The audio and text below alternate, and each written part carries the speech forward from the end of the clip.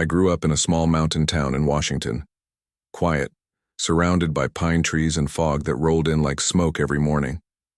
It was peaceful, until the summer my friend Caleb and I found the house across the creek. We were both 17, then, the kind of bored small-town teens who filled our nights with long walks and late-night dares. The creek ran behind my house, a winding stream that disappeared into the forest. On the other side, maybe half a mile in, there was an old service road. Nobody went that way anymore. It was late June when we first noticed the faint glow across the water. A light. Just one, blinking through the trees. We thought maybe it was a cabin or a hunter camping out there. But the way the light flickered didn't look like a campfire. It looked like a single bulb, swinging slowly. Caleb, of course, wanted to check it out. The next night, just after 10, we crossed the creek on an old fallen log. The water was low, the air thick with mosquitoes. We climbed through the brush until we saw it. An old wooden house, 2 stories, with a sagging porch and one bare bulb hanging over the door. It wasn't abandoned, at least, not completely. The light was on. We called out, but no one answered. The front door was half open, creaking in the wind. Inside we could see furniture, a table, a chair, but everything was covered in white sheets like someone had left in a hurry. We stepped onto the porch. That's when the light above us went out. We froze. The forest went silent, no crickets, no wind. Then, from inside the house, we heard the faint sound of footsteps. Caleb whispered, "Someone's in there." But the sound wasn't steady. It was like someone pacing, slow, uneven, back and forth. We backed away, keeping our eyes on the door, and then something moved behind the window. A shape, tall, still, almost blending with the shadows. We ran. Didn't even bother finding the log, just splashed straight through the creek and back to my yard. We tried to laugh it off later, but neither of us slept. Every time I closed my eyes, I saw that shape in the window. A few days passed. Then Caleb texted me late one night. "The light's back on." I looked out my window. Across the dark woods, through the faint fog, I could see it again, swinging, softly like a lantern. He wanted to go back. I told him he was crazy. But around 11, I saw his flashlight cutting through the trees. I didn't want to go, but I couldn't let him go alone. When I crossed the creek this time, it was colder, dead quiet. His light was already inside the house. I called his name. No answer. The front door was open again. My heart was pounding so hard I could barely breathe. "Caleb?" I whispered. Something creaked upstairs. Then his flashlight beam flickered across the second-story window. And in that split second, I saw someone behind him. A man, standing perfectly still, only his reflection visible in the glass. I shouted his name. The light turned toward me, then vanished. I ran, didn't look back, just ran through the creek, tearing through branches until I got home. I called his phone over and over, but it went straight to voicemail. The next morning, his parents called the police. They searched all day, found his flashlight in the mud and his shoe by the porch steps. But no Caleb. They drained part of the creek, checked the woods. Nothing. For a week, the police and search teams combed that entire forest. But every night, that faint light came back on, always at the same time, always swinging gently like someone had just walked away. I told them about the man in the window, but they said no one could have lived there. According to town records, the house had been condemned for over 10 years. No power, no running water, but every night, even now, if I look out across that creek at the right time, I can still see that faint flickering light. And sometimes I swear I hear someone pacing on the porch. I used to rent a small apartment on the 3rd floor of an old building near downtown Seattle. It wasn't fancy, creaky floors, dim hallways, an elevator that always smelled faintly like cigarettes. But it was cheap and quiet. I lived there for almost 2 years, and nothing strange ever happened, until last winter. I worked late nights as a bartender, so I'd usually get home around 2 or 3 a.m. By then the building was completely silent, just the hum of heaters and the occasional echo of footsteps from the floor above. One night in December after a long shift, I got home around 2:30. I kicked off my shoes, microwaved some leftovers, and went out to my small balcony to smoke. It was cold, maybe 35 degrees, and there was a thin layer of frost on the railing. My balcony faced the street, but across the narrow alleyway was another building, almost identical to mine. Rows of balconies, some with chairs, some with plants, all dark except for one on the fourth floor that had a string of faint Christmas lights still hanging. I remember standing there in silence for a while, just zoning out, until I noticed movement across from me. A person was standing on one of the balconies. No lights, no sound, just a shape. Tall, still, leaning against the railing. At first I thought it was someone else who couldn't sleep. Maybe another bartender getting home late. But the longer I stared, the more wrong it felt. They weren't smoking or scrolling their phone or even shifting their weight. They were completely still, facing my direction. I tried to convince myself they weren't actually looking at me, just staring out into space. But every time I moved, even slightly, I got this sinking feeling that their head turned, following me. After about a minute, I went back inside and closed the sliding door. I told myself not to overthink it. Big city, weird people, whatever. But then, 2 nights later, it happened again. Same time, around 2:30 a.m. Same balcony, same figure, motionless, staring across the alley. This time I decided to test it. I turned off my lights and stood behind the curtain, watching. My eyes adjusted slowly, and I could see the faint outline more clearly now. Whoever it was, they were tall, maybe 6 feet, wearing something long like a coat or robe that swayed slightly in the wind. Then, after a few seconds, they raised their arm. At first, I thought it was a wave. But no, the hand just stayed there pointing. Directly at me. That's when I felt the cold spike of fear hit my chest. I stepped back, grabbed my phone, and tried to zoom in. The image was grainy, but I could see enough. The figure was pointing, perfectly still, arm extended toward my balcony. I shut the curtains and barely slept that night. The next morning, I went to talk to the building manager, a woman named Donna. I told her someone was standing on a balcony across from mine at 2 or 3 a.m. She sighed, said she'd look into it, but probably it was just some drunk or insomniac. That evening, I checked again, and sure enough, the balcony across from mine was empty. For the next week, I didn't see anything. I started to think I'd imagined it. But then came January 6th. That night, I got home a little earlier than usual, around 1:45. It was snowing lightly, the streets dead quiet. I was sitting on my couch scrolling through my phone when I heard something, a faint tapping, not knocking, tapping, like fingernails against glass. It was coming from the balcony door. My blood went cold. I turned my head slowly toward the sound. The blinds were closed, but I could see the faintest movement of light, like someone was standing right outside. The tapping continued, slow, steady, then stopped. I didn't move for a full minute. Then I grabbed a kitchen knife and pulled the blinds just slightly to peek through the gap. There was nothing there, just snow swirling in the orange glow of the streetlights. I stood there for a moment, heart racing. Then I noticed something on the glass. Faint smudges, like fingerprints. They were on the outside. That night I slept, with the lights on. The next morning, I went across the alley to the other building. I didn't even know if anyone actually lived in that unit, but I knocked anyway. No answer. An older man down the hall saw me and said, "You looking for apartment?" "For B." I nodded. He frowned. "Nobody lives there, hasn't for months. Guy moved out in September. Pipes burst, so management sealed it off." I felt a chill crawl down my spine. I asked if anyone had been seen up there recently. He said no. The balcony door was supposed to be locked from the inside.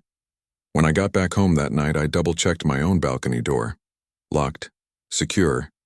Then I taped a piece of paper to the glass from the inside, covering half the window just to block the view. At around 2:30, I woke up to a sound that made my stomach turn.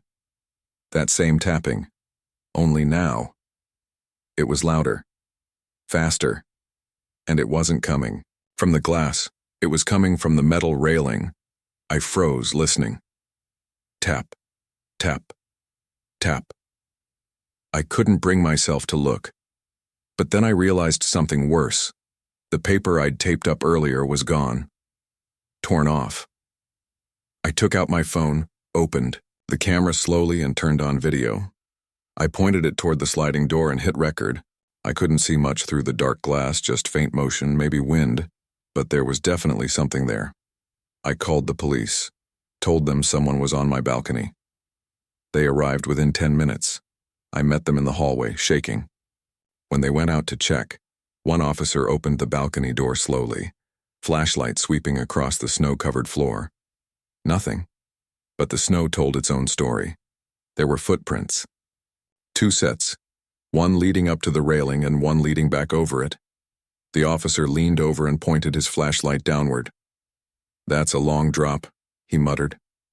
"No way someone just climbed down." The balcony below mine was empty. No footprints there, no ladder, nothing.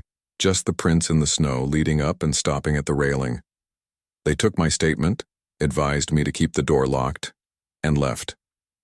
I didn't go back out there for a week. Then, a few days later, something else happened. Donna, the manager, knocked on my door. She looked shaken. She said, "You won't believe this, but maintenance went to check the other building, that empty unit you mentioned."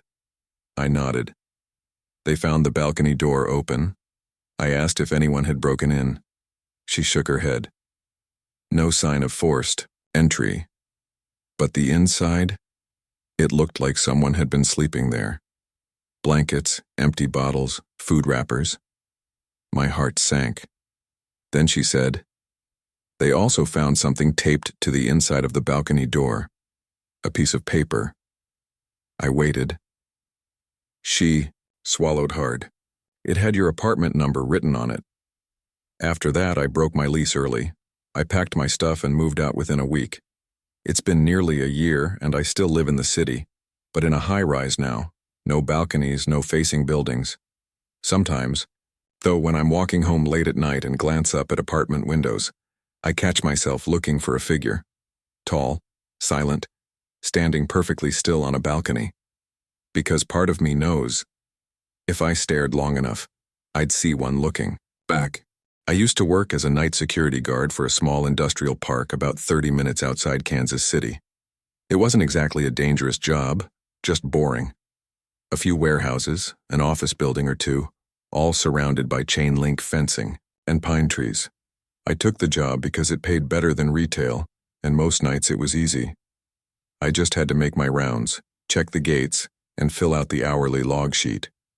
I'd been working there for about 6 months when things started to feel off. It started with small stuff. Lights flickering on their own, motion sensors tripping when the cameras showed nothing there. But every night around 2 or 3 a.m., I'd get a notification from one of the exterior cameras near the north fence. Movement detected. At first, I figured it was raccoons.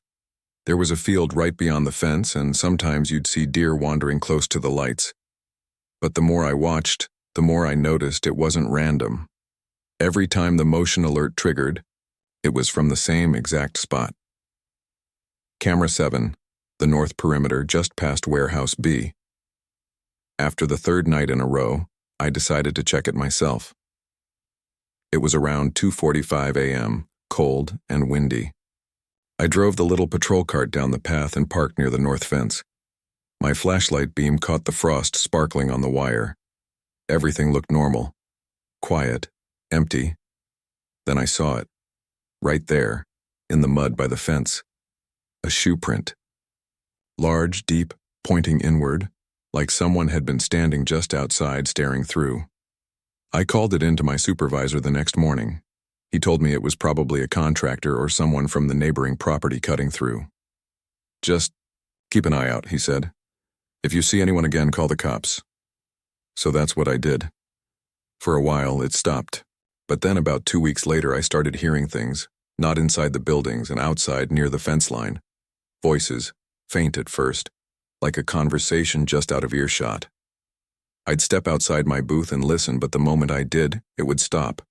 I checked the cameras. Nothing. The monitors showed nothing but fog and darkness. One night, around 3 a.m., I was doing paperwork when I heard something heavy hit the ground outside. Not a crash, more like a dull thump.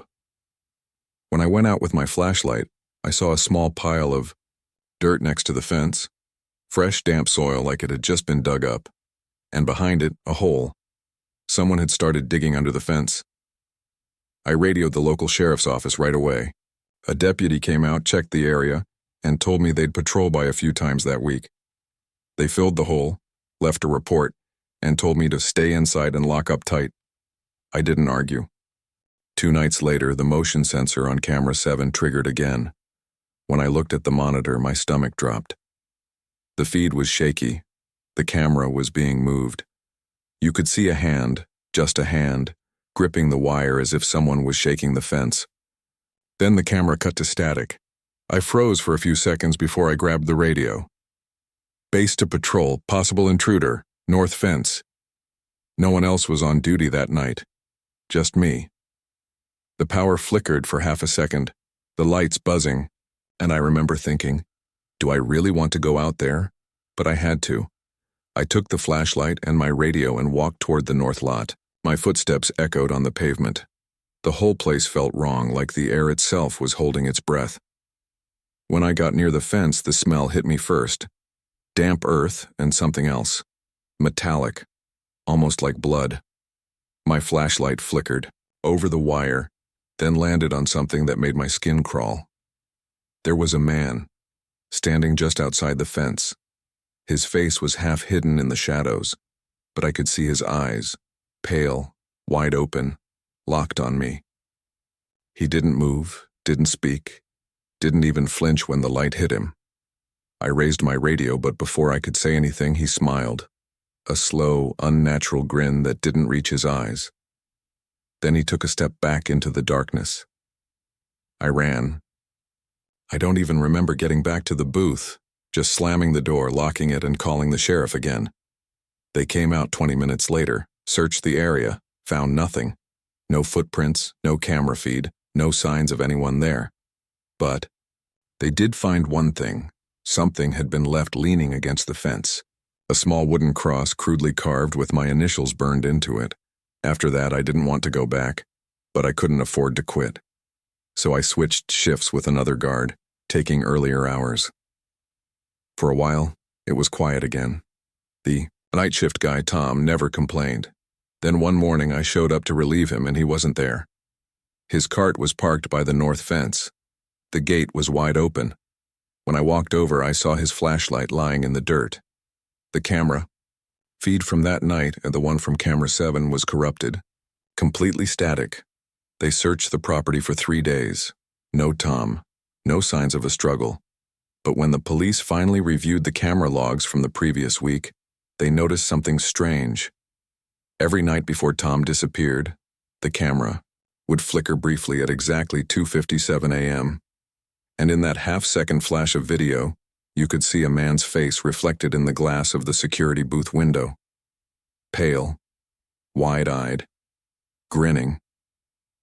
I quit the job a few days later. About a month afterward, I got a call from the sheriff's office. They'd found a shoe in the woods near the property. A standard black security shoe, same make we wore on site. No foot in it, thankfully. But when they checked the inside, they found something else. A small scrap of wood, carved with the same initials that had been burned into that cross. Mine.